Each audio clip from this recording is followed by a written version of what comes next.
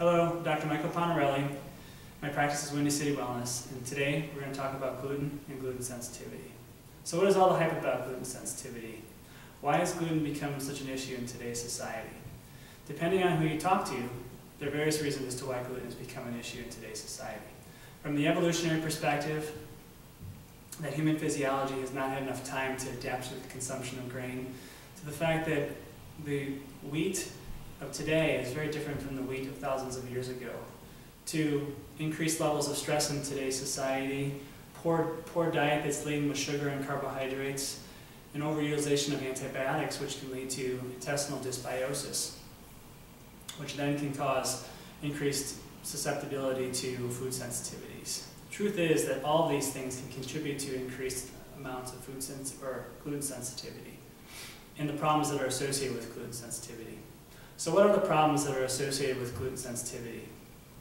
One of the most common problems associated with gluten sensitivity is celiac disease. Along with celiac disease comes digestive problems. Other studies show that various other things are associated with gluten sensitivity, including migraines, thyroid disorder, rheumatoid arthritis, chronic fatigue, osteoarthritis, ADHD-like symptoms, and many more.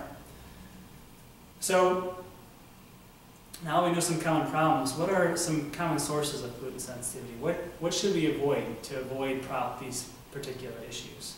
So gluten is found in many things. Some of the most common sources include things like wheat, barley, rye, kamut, spelt, and a few other things that are commonly associated with that. But with that comes things like pastas, bagels, bread, and some uncommon sources of gluten include things like soy sauce, shampoos, cosmetics.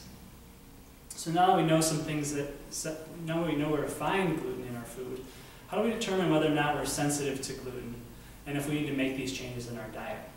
In my office, I offer one of the most sensitive tests available for gluten sensitivity. So if any of these particular things resonate with you, don't hesitate to call my office to schedule an appointment to get tested for gluten sensitivity. For more information, you can visit my website at windycitywellness.com or my Facebook page at Windy City Wellness. Thank you.